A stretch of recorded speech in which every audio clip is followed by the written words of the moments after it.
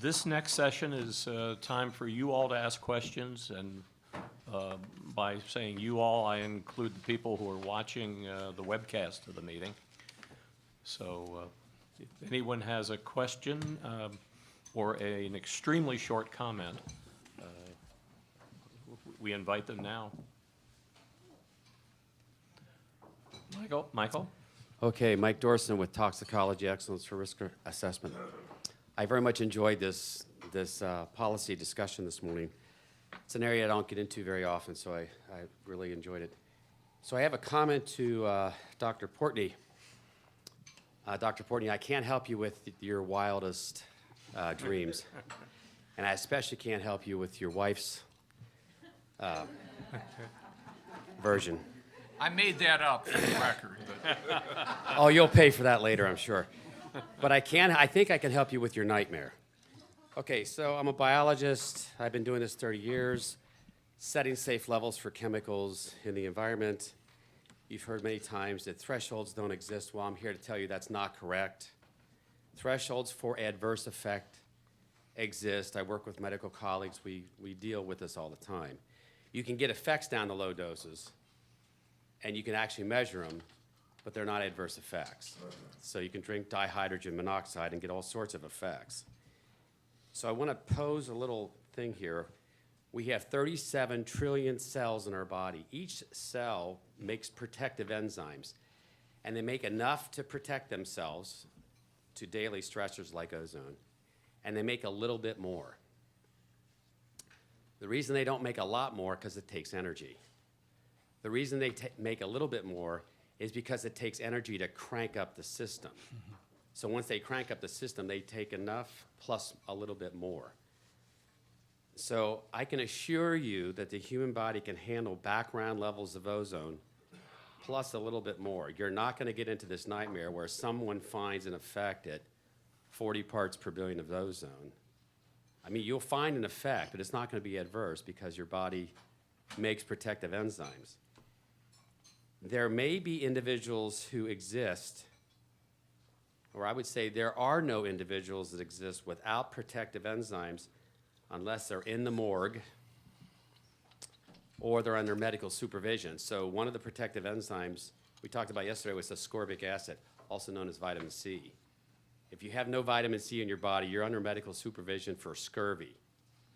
All right, so this is what I'm talking about. And none of the health people protect the sensitized individual on medical supervision. It's sensitive subgroups. So I just want to assure you, you don't have to worry about this nightmare of some very low level finding an effect that's adverse, because you're not going to find it. And I would invite my medical colleagues to add to that or maybe subtract.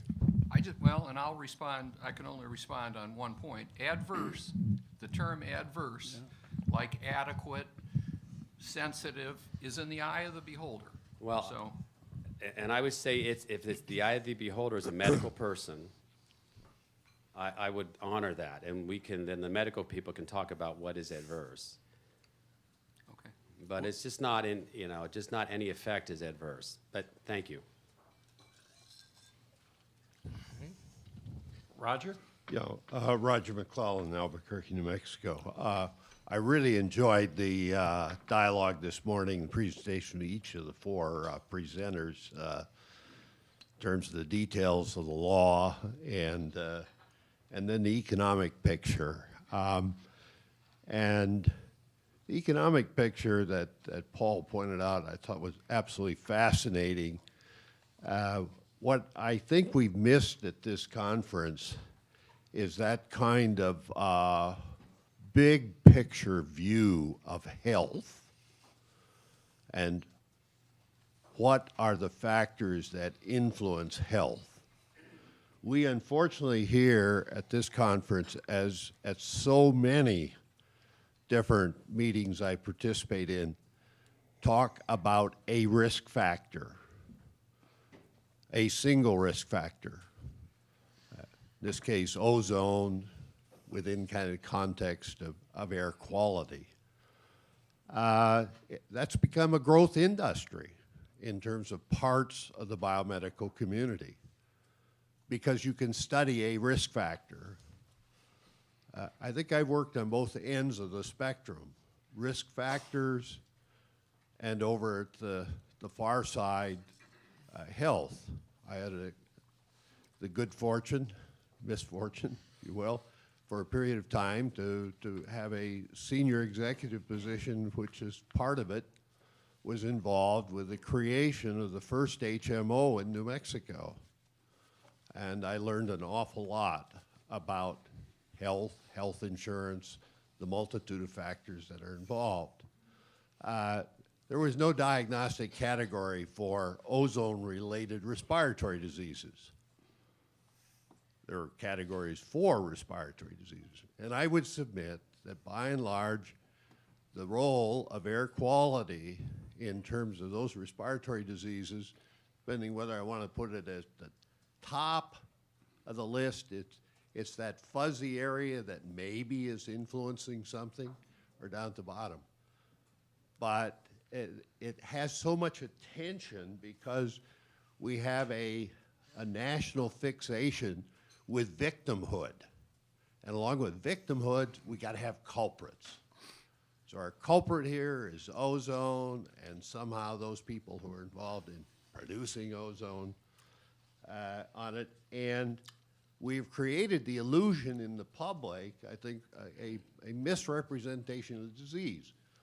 I could ask the question across the group, how many of you think ozone causes asthma? You don't have to show your hands, just all like questions.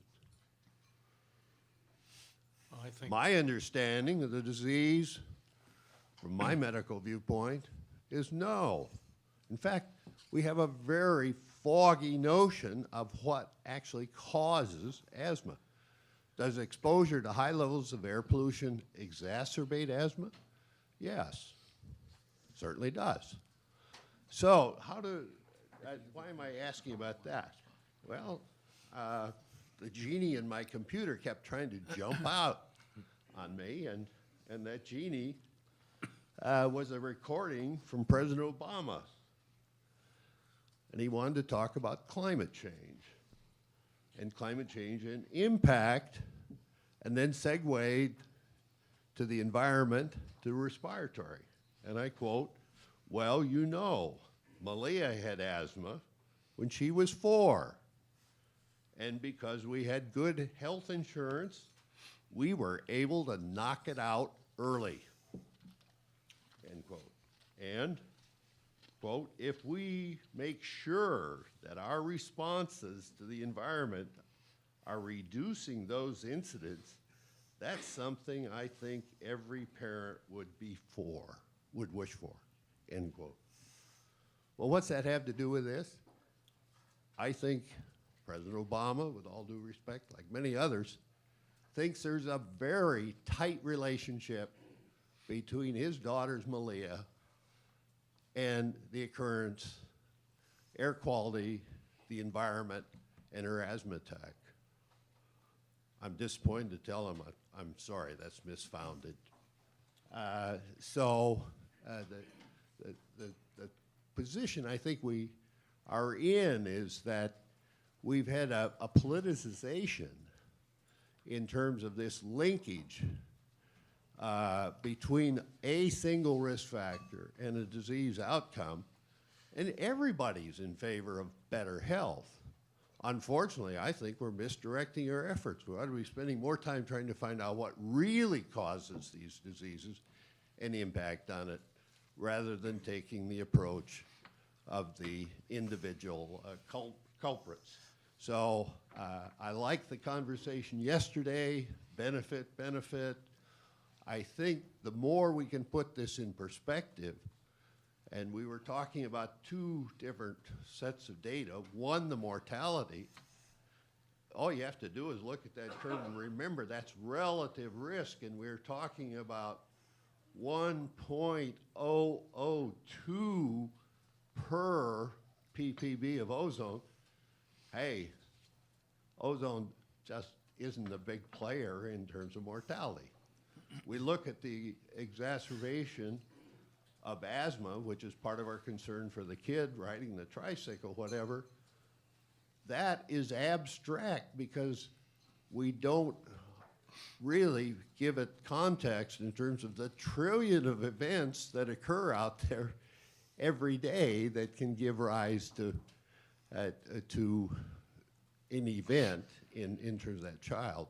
So again, I come back to context, perspective, and we've got to do a better job of putting the situation for ozone into the big picture of what are the factors that really impact health.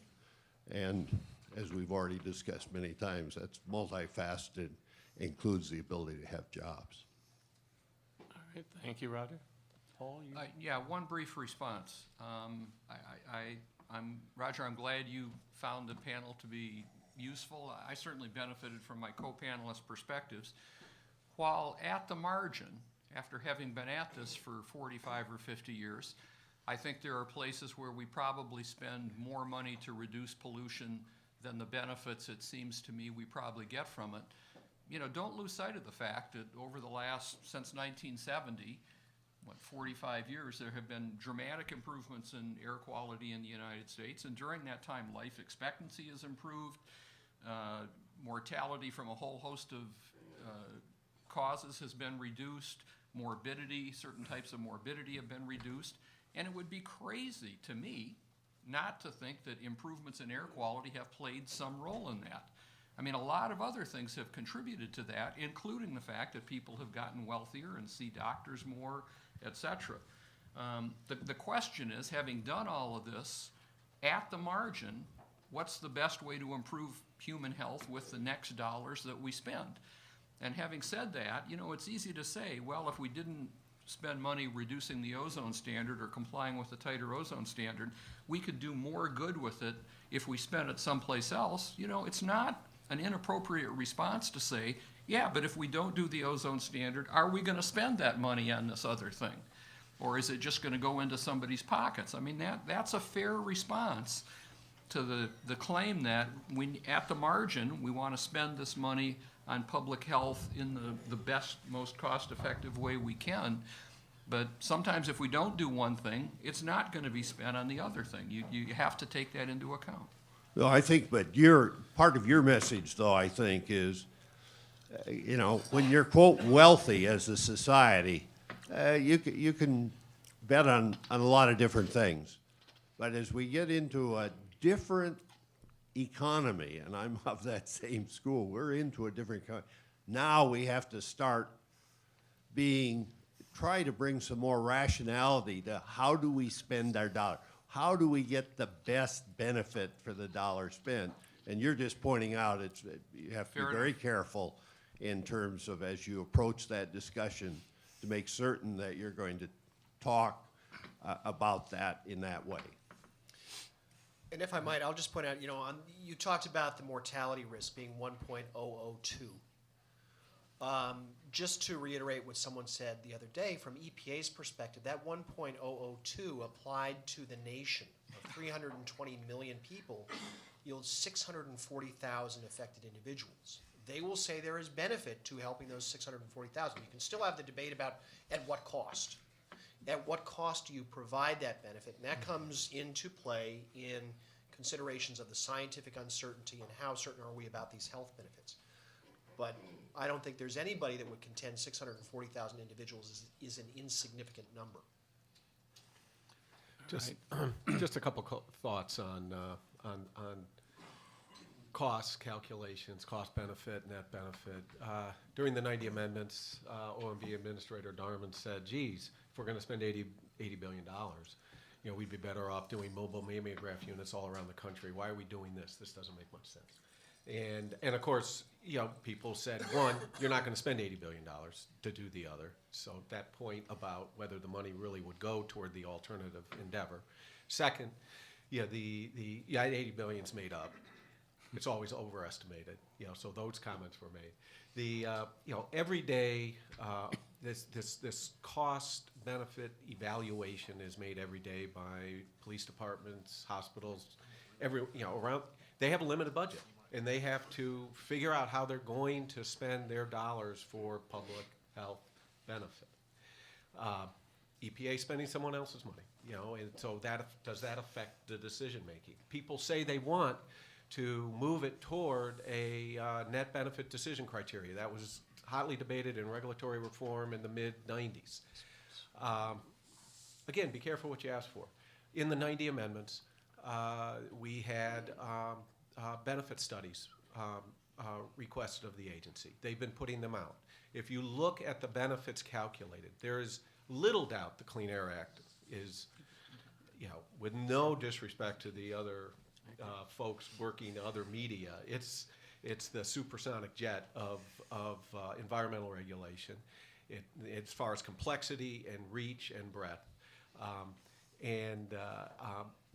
Beyond that, though, it may be the most economically impactful regulation that we've seen. It's not just environmental, and so we see that playing itself out now in the ozone discussion. But on the benefits, EPA studies, if you look at the studies, you would ask yourself, why is Congress passing any law but the Clean Air Act? Because of the $1 trillion benefit calculations that are trotted out. Now, I believe there had been significant benefit, but I think just like overestimation of benefits on one side is alleged and in some cases no doubt accurate, the overestimation of benefits, I think, is evidence. But if you are going to design a decision criteria into the next Clean Air Act and say we're going to have a net benefits calculation, who's in charge of making that decision and working the books on that calculation? And that's why Paul's formulation a little different. It's a little more narrative, take into account, and maybe you need to work on transparency and weight and those types of things. But a straight net benefits calculation for many sounds great.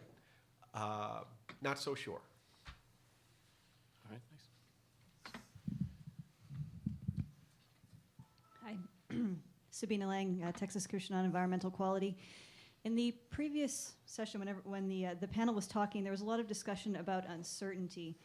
And as we've mentioned before, in the proposed rule, the administrator expressed that there was uncertainty in the epidemiology data, and we kind of discussed why in the science panel yesterday. But that information is really the sole basis of the benefits calculations. So how should that uncertainty be translated into those types of calculations? How should it maybe be communicated, and how do you think that affects the policy? Well, I'll take a quick crack at this. I mean, I think that EPA, Chuck just alluded to an estimate of annual benefits of the Clean Air Act between 2010 and 2030 of nearly $2 trillion, which is, let's see, that's an eighth, so GDP's up a little, 10% of GDP. I don't think anybody believes that. But EPA, they provided a range. I mean, they don't have a statistical confidence interval, but they said benefits could be as low as this and as high as that. And they spell out what accounts for the low end. The low end would be more conservative epidemiological analyses predicting the number of cases of premature mortality, and maybe a lower dollar estimate of the benefits of preventing one case of premature mortality. So if you used Pope et al. And you get a high-end prediction of the number of people who you are preventing from dying early, and then you use a high-end estimate, you get a high estimate of benefits and under a different set of assumptions. So that's in terms of uncertainty in the statistical sense that you and many other people here are used to, I mean, they're not talking about 95% confidence intervals, but they are trying to say that there's a range of benefits. Is it always the case that the low end of the range is just above whatever the high end of the cost estimates are? Sure. In the same way, people who don't want to see the regulation put in place always have a low end of the cost estimates just above the high end of the benefit range. But there is an attempt to say that our estimate depends on assumptions, and a different set of assumptions would produce a different number. All right. Let me mention, we've got 3 questions sent in from viewers on the web, and 2 of them I read to be, at least as I understand the expertise on this panel, to be well outside that expertise, but I'll read them quickly and see if we have any volunteers. That won't stop us. Well, Never has. Well, we'll see. The first one is asked whether there's a different ozone threshold level for short-term transient health effects versus longer-term actual adverse health effects. And should we have an NAQS on short-term transient effects given the sweeping societal impacts of regulation? I'm not very smart. I'll jump in here. Short-term transient effects, to me, are adverse health effects. I mean, eye irritation or chest tightening is one of that should be considered an adverse health effect, even if 3 or 4 hours later it's gone. Now, would I give that as much weight as something that creates a chronic obstructive respiratory disease or cancer or premature mortality? No. But to me, I just think, who wouldn't think that that's an adverse health effect? Not as serious as others, but that's one of the health effects that I think EPA ought to consider. And if I were the administrator, I'd give lower weight to that than the things that I consider to be more serious. But to me, you can't say that's not an adverse health effect. But All right. The second one, and I should warn you, Don, the third one is right up your alley. But the Okay. second question is from Joanne Alexandrovich of the Vandenberg County Health Department. She asks, notes that the ozone proposed rulemaking includes revisions to the air quality index with related health effects messages. She says, I have concerns that these messages are not clearly evidence-based. What is the sense of the panel members on the AQI in general and specifically to the revisions proposed? I think it should be combined with the Transportation Safety Administration's, like color warning system for the danger of terrorist attacks. If we could put those 2 together, we would have more colors, and it would be more in the public health. That's what I have to say. All right, now, this is the one that I think, Don, you are the expert on. It comes from Donna Wood with BP America.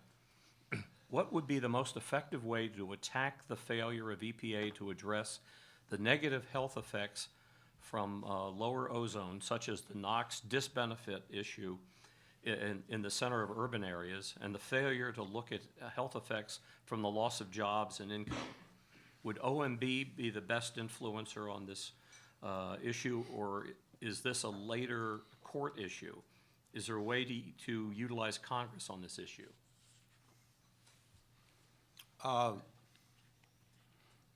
Yes. All right. No, sorry. Yes, OMB is, first of all, we've talked a lot over the last 3 days about these issues. So it's not, and I don't remember specifically, but I believe probably in that 5,000 pages of stuff there, the EPA does address those, and some of our speakers have addressed some of those issues.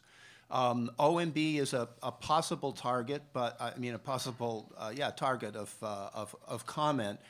But the time is very short now to the final rule, and the OMB administrator, director, and the president are undoubtedly communicating with the EPA administrator in trying to figure out what to do. So I would think that it would be good to try to get that message, as Chuck suggested, to EPA in any way possible, and but be ready to use it in the amicus briefs, and be ready to take it to your local congressman.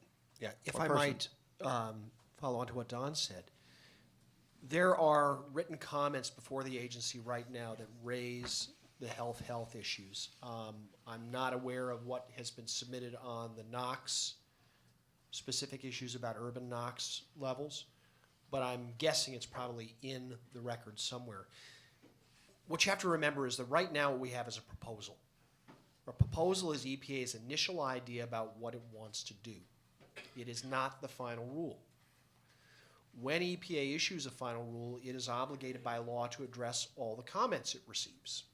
It is going to grapple with these things in its responses to comments. Whether the rule ultimately will be influenced by those things depends on how EPA treats them.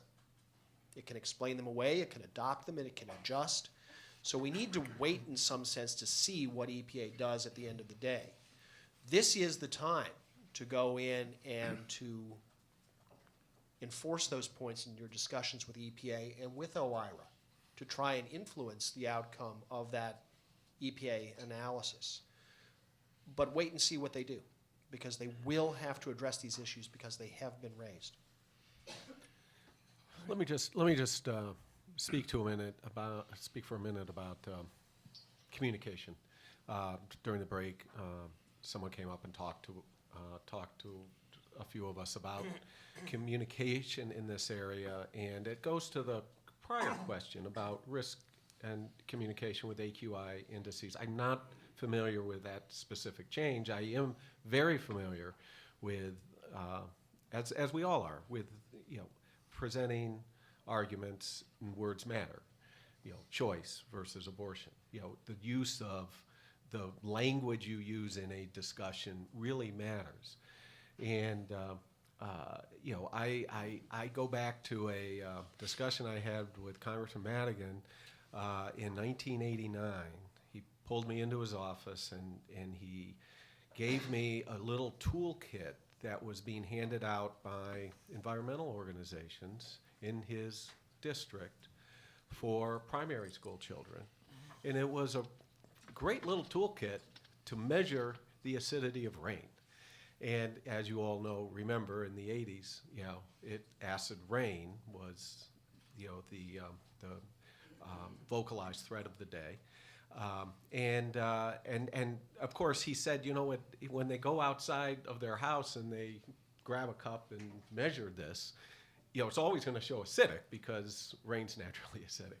And so he said, can you go talk to some of the folks in the industrial sector about what, if anything, they're doing regarding, science education in primary schools and all the rest. And I did that, and it was like crickets. I mean, there was very little going on. And so, this specific question deals with the disbenefits and communication, but some thought needs to be given to how the health is articulated and in a way that is persuasive. And I just throw that out as a thought-provoking exercise for those in the room. Thanks, Chuck. Next question? Thank you. Andrew Hooksema, Capital Area Council of Governments. So I'm going to preface this by, I'll say that for the next couple minutes I will be speaking as a citizen of Texas as opposed to in my professional capacity. But I want to just say that I really appreciate the discussion here, and I agree that having sort of science people and policy people and legal people together and economic analysis people together is a really informative discussion. I think for this discussion, what intrigues me is that I think what most people are concerned about with the implications of setting a standard at, say, 65 parts per billion is what the follow-on consequences of having to implement those standards under the Clean Air Act as written would be. And we saw some preview of that, of what an estimate of that might be if it was followed basically in accordance with the scheme that Congress set up in 1990. If sort of every state followed what that scheme laid out, here's what it would cost to do to get all these areas down to 65 parts per billion by 2022. I think, though, that if we had this same conversation and, EPA had done all of the things that everybody's identified in here for that NACS review process and still came to a conclusion that it was 65, or if everybody agreed that it would be 65, and that's really the healthy standard level, I think people would still be saying, well, we should look at the cost in some capacity as a society on air quality regulation. To me, it's sort of the wrong argument to be having is what the NACS setting process should be, as opposed to what is the implementation process. Would we be as concerned about a 65 part per billion standard if areas had 20 years to attain it as opposed to 3 years to attain it? And so to me, if the discussion is how do we account for these costs in this decision-making process, and I too sort of enjoy thinking about if I had the opportunity to rewrite parts of the Clean Air Act, what would I put in there? But I think that, there are, I'm sure, a few people in here who, for them, the most important thing is, communicating the right information in the NACS about what a healthy level is. But I think that for many of the rest of us, there are many, I had a question a couple days ago about other countries. We're not the only country that sets air quality standards. You look at Japan, European Union, India, South Korea, World Health Organization, they all have come up with basically lower levels of ozone as being the safe level compared to us. I'm less concerned about that than the fact that we have a really prescriptive regulatory scheme set up in 1990 based on particular circumstances that were in place at that time. So I just appreciate some feedback from y'all on that distinction between the NACS setting process as opposed to the implementation. Yeah, I think that's just an excellent point. I started my talk by noting that in 1981 there was the belief that costs can be kept out of the NACS setting process because costs would be taken into account with implementation. In the 90 amendments, there was many states were concerned about the inability to have the political wherewithal to impose the level of requirements necessary to reach attainment. So that's why the graduated scheme was developed with the increased federally mandated requirements as depending on the severity of the problem. That was the response to that. SIP flexibility had been the norm before that, and then it became, no, this is the process. The ability to engage costs is constrained in the implementation process. That's your point, and it's a very legitimate point. Yes, there's some things that can happen. You can bump to a higher level. Time. We all know time matters. People can do almost anything at some point. That's why in the industrial sector it really matters. Are you doing changes in imposing pollution control equipment during normal changeover processes at industrial sources? Or is there some reason that it needs to happen tomorrow? If it happens tomorrow, all right, it's got to happen tomorrow, but the cost is huge, as opposed to doing things during normal turnover cycles. And this is a constant thing we see in how to structure cost-effective regulation.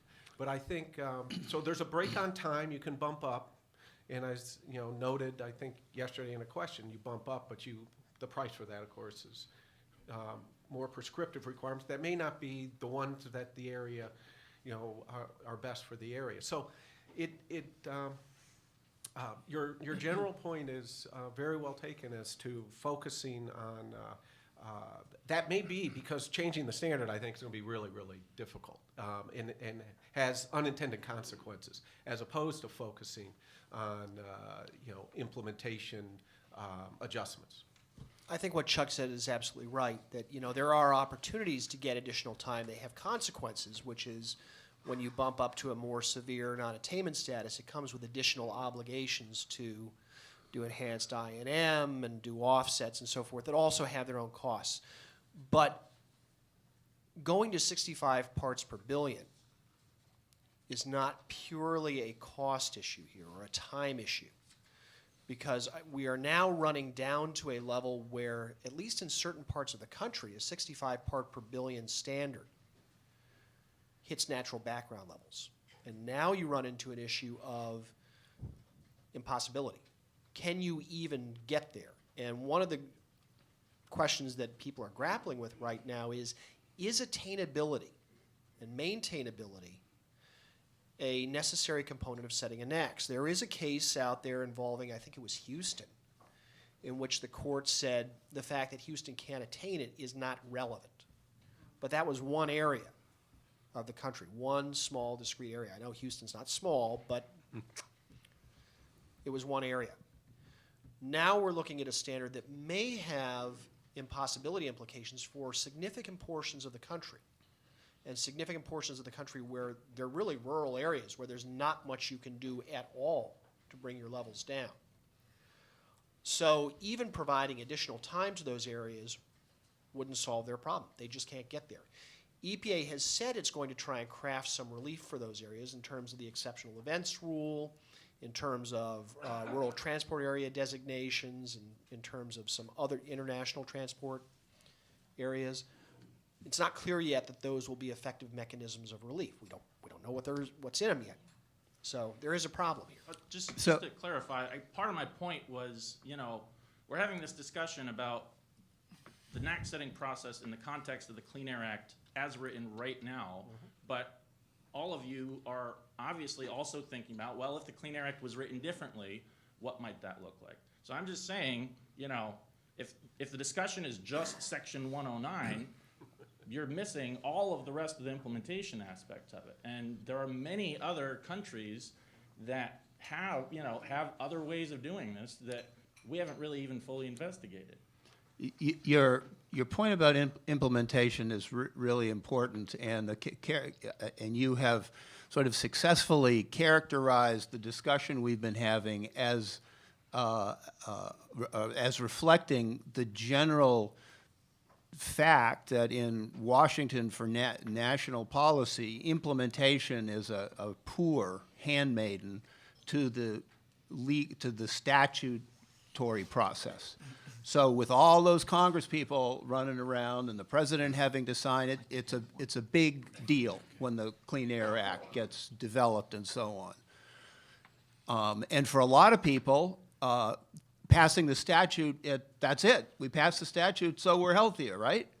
So it satisfies everybody's sense of the need for safety, the public's general need for safety, and the morning after, things are the same. It's not, they don't have to, there's no penalty, there's no consequence yet. And then a year or two or 3 or 5 or 10 later, a regulation comes up. And the regulation may get into the A section of the major newspapers, probably not the front page, maybe a day. There'll be an editorial in the Wall Street Journal and a counter editorial in the New York Times. And then, the standard goes into effect, and nobody hears about it except everybody in the states that now has to start that implementation process. So I just wanted to sort of underline your sense that implementation is where the government meets the public, and it is a part of the process that is generally not focused on and should be. And I'd like to amend what Don said in one minor way. He used the term implementation is the poor handmaiden. That's true, but there's an even poorer handmaiden, and that's enforcement. Congressmen love to write laws and have their names on laws saying there'll be no adverse health effects, waters will be free of pollution, etc. There's a big drop-off in interest when it comes to implementing, and an even bigger drop-off when it comes to enforcement. And so, and this is true in both Republican and Democratic administrations to differential degrees, but we spend a hell of a lot less time enforcing laws and hiring people to do that job than we do even to implement the law. So There's the law, there's the implementation, and then there's the enforcement, and in decreasing orders of importance. Well, let me amend Paul's comment briefly. U.S. federal regulation has an innovation in it, different from other countries. Citizen suits, and so I agree with your progression with respect to the progression within the federal government, but one reason for that is the citizen suit potential, and I know many in the audience are aware of the next generation of enforcement, initiative that EPA has and DOJ has, and so anyway, I just point that out. I accept your amendment.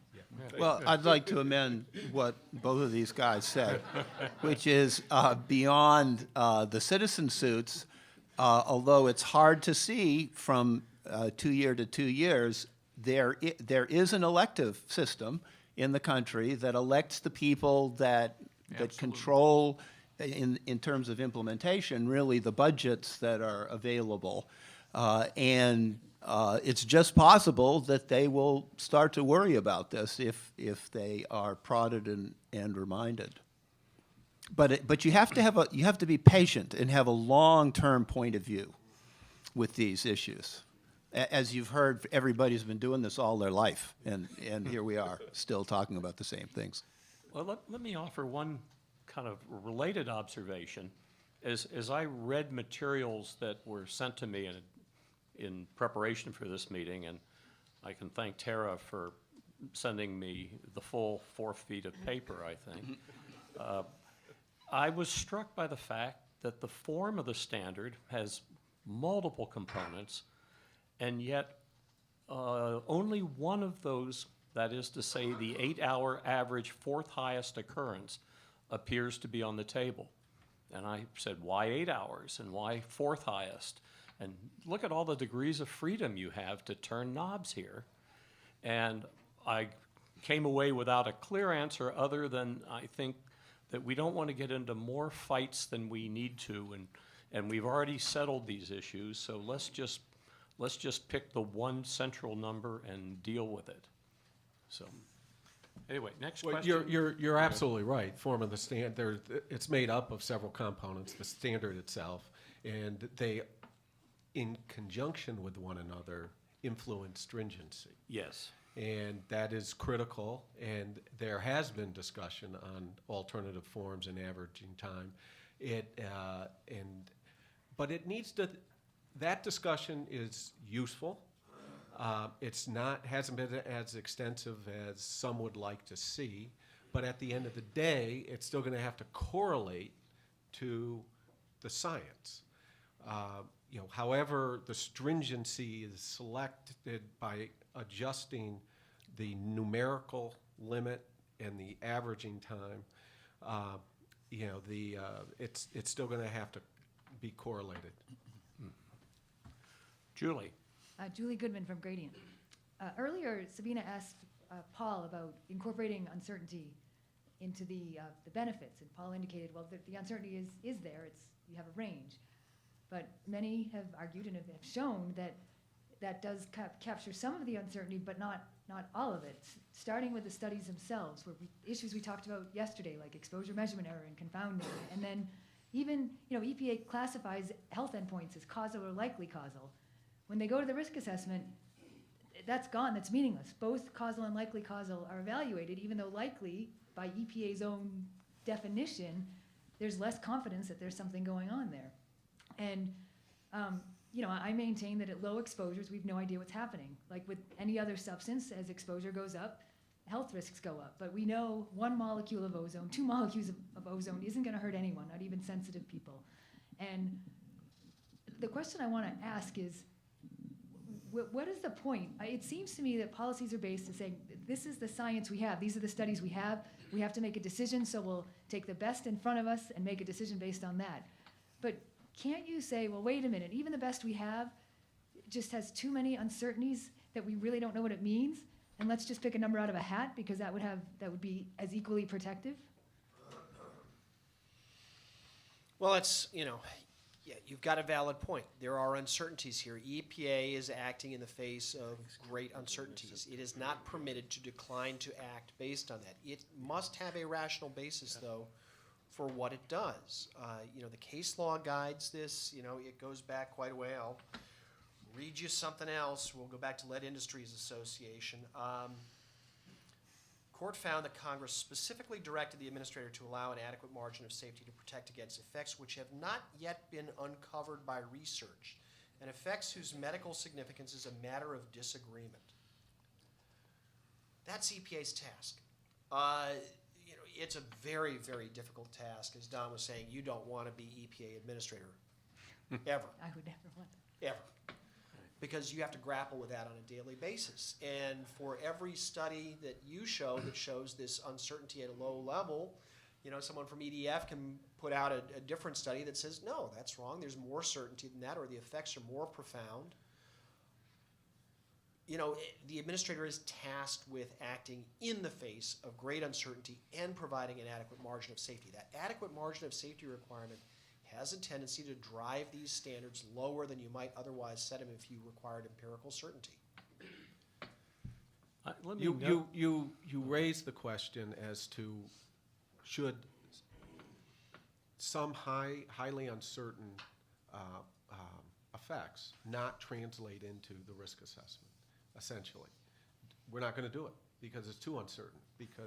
Or you need to figure out a way to articulate that uncertainty in the risk assessment itself. I think that's what your concern is, that there's some highly uncertain effects that, in your view, didn't warrant moving into the risk assessment piece of it, because all those uncertainties dropped away when the risk assessment was done. Correct? Yeah, that's part of it. And even Yeah. as part of the risk assessment process, a lot of the uncertainties aren't carried through. Like Apex model does not put in confidence intervals. It just gives you a number. Right. So the solution is it's either not going to move into it, or you develop a way to characterize the uncertainty in the risk assessment. So if you We- put in we that can- uncertainty, and then as opposed to the range of benefits going from 0 up to a number, it actually goes from negative up to a number, now what do you do? let me Well, observe. similar to the study we saw where they, 44 out of 50 states had the bands crossing the null effect. Well, if it's negative, that means the policy will cause more harm than good, right? Let me note that just as Paul traced the origins of how we got a Clean Air Act that didn't ask that cost be considered, that if you go back into risk management 30 or 40 years, we had a thing called the Delaney Amendment that banned anything known to be carcinogenic from the food supply, period, in any concentration. And an old friend once made the comment to me that, chemicals are not innocent until proven guilty. So I don't think that the uncertainty weighs in the side of EPA having the burden of proof necessarily in standard setting. But EPA absolutely does consider uncertainty. Absolutely. Yeah, I would agree that they consider it to a degree. Well, They- and so let me, and not in a way that it will ever be satisfactory to you or good scientists. No, I mean that. I mean that as a compliment. I mean, if you think about what a final regulation would look like, we've been laughing about documents 2 feet high. I mean, if they had to explain the 8 or 10 sources of uncertainty that you talked about on one of your slides, which I don't have in front of me, and all the other things, the documents would be 50 feet high. I mean, it's never going to be perfect. It's far from perfect now. Maybe what we ought to talk about is a way to be a little bit more sophisticated about expressing the uncertainties, but good statisticians or biostatisticians or econometricians will never, be completely happy with what EPA is able to do given the time and money and other constraints that they have when they present risk assessments or regulatory impact analyses. I just think, perfection is a good goal, but we're certainly never going to get there. I think you also just have to remember that though science is a critical portion of this, an absolutely critical portion of this, a significant portion of this is also a political policy judgment. And that is the way the statute is written, in the administrator's judgment. That judgment is informed by the policy of the current administration. And that policy will vary from administration to administration. How much, how little they consider these uncertainties and the costs is going to vary every 4 years or every 8 years. All right, next question, please. Hi, Alina Kraft, Environmental Defense Fund. First of all, I apologize for not being able to make the happy hour last night. I really enjoy those opportunities, and I think I'm a lot more fun after a couple of beers. At least that was one thing I did learn in graduate school. And I appreciate the discussion over the last couple of days. I guess just a few comments, and I would like some feedback. I think I can see why folks who have attended over the last couple of days might leave here thinking that the science is soft, or that we don't have enough certainty around some of the health effects.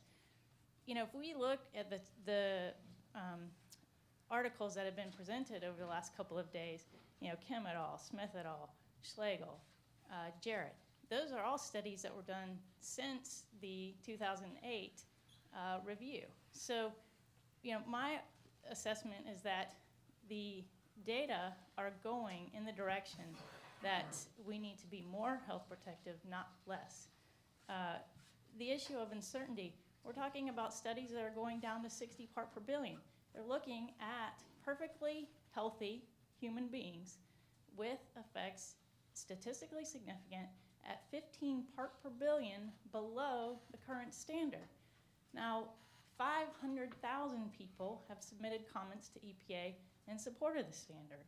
I mean, those people include American Academy of Pediatrics, American College of Chest Physicians, American College of Occupational and Environmental Medicine, Asthma and Allergy Foundation of America, American Lung Association, American Medical Association, American Heart Association, American Thoracic Society, Physicians for Social Responsibility. These are not people who are there for a free t-shirt. And I think that has gotten lost in this discussion over the last couple of days, in part because I don't think that we have heard from those folks who could have presented the alternate side of the science that has been discussed over the last couple of days. I would say that one specific thing is, let's see. EPA is right to give deference to positive findings in studies. If I go in for a mammogram and the results come back and they're uncertain, I'm going to go back and have another checkup. You don't say, well, it's uncertain, so I'm just not going to worry about it. I mean, that's not what you do in your day-to-day life, and it's not what we should do when we're trying to set standards that are looking at protecting the 320 million people that live in this country.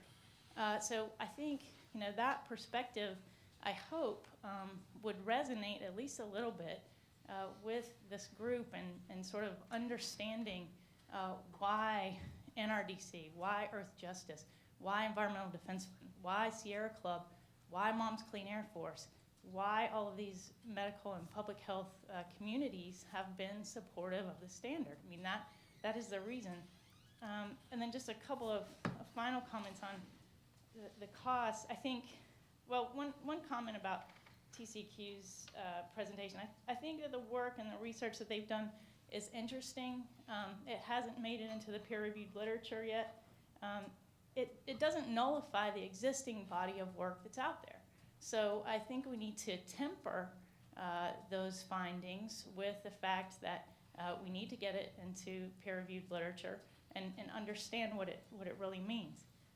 The other thing on the cost side, we had presentations, 3 actually yesterday, talking about the cost. They were an order of magnitude greater than what EPA had estimated. And really no one batted an eye about the ocean of difference between those two. We could have had some more discussion about what, an alternative viewpoint to those discussions. The health assessment is interesting. I think that health disparities depend on more than just environmental standards. I think an argument can be made, for instance, that the mortgage lending disaster caused more disparity than any environmental regulation that has ever been passed or is going to be passed in the future. And then just one more comment. We also didn't have a discussion about healthcare costs in this country and the benefits that this rule could bring, you know, given the uncertainty around some of the numbers, but that would have been, I think, a benefit as part of the panel here. You know, from at least the folks that I've talked with, you know, none of those groups were invited to speak on the panel, and I think we're all engaged in terms of trying to be a part of this discussion and you know, appreciate the viewpoints and the perspectives of everyone here. And so I would just encourage, you know, I feel like I'm accessible to everyone, so, you know, I encourage folks reaching out to me, and, you know, I hope that you all feel the same. Just because I think the divisiveness and the polarization that exists isn't good for anyone, and, you know, that's not something that we're looking to do. Really, you know, we're trying to protect the public health of this country in the best way that we know how to do, and with the best science and knowledge and information that we have. So thank you very much. Thank you. Comments? Yeah, I'd like to respond.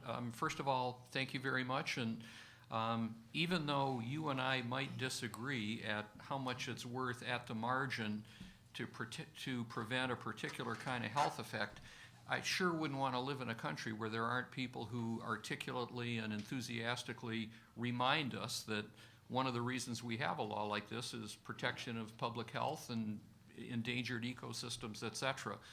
And I guess I would go one step further and say that, as I said at the start, I think Michael disagreed with me, but at some point somebody is going to do a very convincingly done study that will find an adverse health effect in at least some people at a much lower level than we have been talking about in this conference.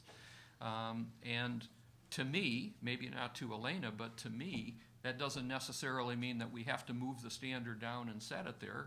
I've made clear my view that I think we have to say, well, how disruptive would it be? But it wouldn't surprise me in the least if there are studies a year from now that show effects at 5 parts per billion or something like that. So, and I think we have to pay attention to what those studies say. That's a critical element, an input into the decision at which the standard should be set. So, thank you. Any other comments? Well, I just want to also echo, thank you for attending. The environment for discourse has changed. And over the years, I look back, and there are certain kind of seminal events that I see having tremendous effect on things, and one of them was. People will cringe, but the Bork hearings, to me, that was a seminal change in DC as to how people talk to one another, and I think I think it's great that you're here. And I guess what just speaking to the substance of it, of a couple of your comments, is this an area where reasonable people can disagree as to what the outcome should be? It appears to be. I think I heard enough about uncertainties regarding the new science that, and if you're looking at a revision, so you have a standard that just recently was set and upheld, that was viewed as requisite to protect public health. And then you have new information that is being looked at, as well as a reanalysis of old information. But the administrator needs to say, is this body of work that I'm looking at, does it compel a tightening of the standard or not? Or should I be looking at things, or should I defer and drill in on particular things? There is no doubt there's a strong perspective that it absolutely needs to be tightened off the recently set standard. I think we saw evidence of benefit, secondary and primary, in attaining the current standard.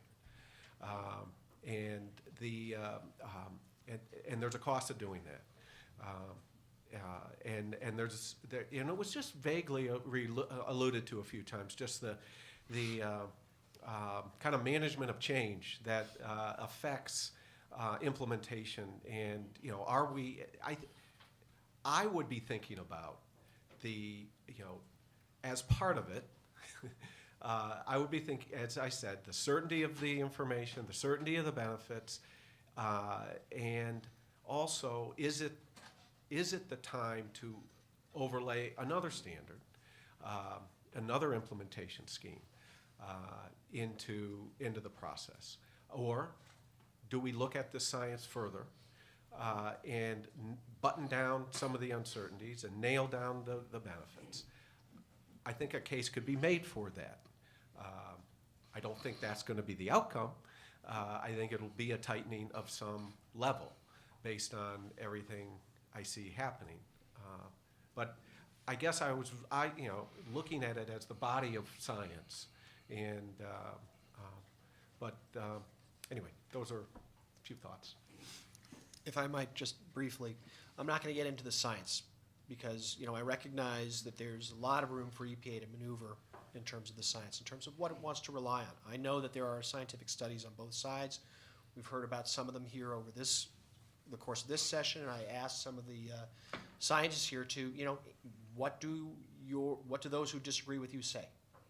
And how would you respond to that? And so there is a debate going on clearly as to those effects. I think you identify a very salient point on the health discussion. I appreciate that you acknowledge that ultimately what you do want to get to is a standard that is net beneficial to public health. We don't want to set one that doesn't benefit the public. That wouldn't make sense. Probably wouldn't be upheld in court. The salient disagreement is the one that you identified. What are the costs to the nation of setting the standards at various levels? And I get that there is wide disagreement on that. How that issue is presented to EPA and how EPA cuts through that and tries to resolve those disagreements, I think is going to be very important ultimately to deciding whether this standard is net beneficial or net negative. So, again, I don't know the answer. I don't envy Gina McCarthy trying to decide this right now. But there is a process for them to resolve this, and it'll move towards some resolution. So just a comment as well. I found the discussion, as Chuck alluded to, quite convincing about some of the uncertainties, and I'm sympathetic, in any case, to the difficulty that the administrator has in both protecting public health in both a scientific but also in a very public and political way. That's her territory in the government. That said, I will also add that when I was at OMB, parties would come in and argue a case, and I'd say, well, that's pretty cut and dried. No counter argument there. It's pretty obvious. And then the next day, having heard that their opponents came in to talk to us, the other side would come in to talk to us, and they would offer a case, and I'd say, whoa, I guess this is the case. I guess this is. So it's very hard to imagine what legitimate opposing arguments would be without them being made. So I sympathize in that respect. Tim? Thank you. First of all, the conference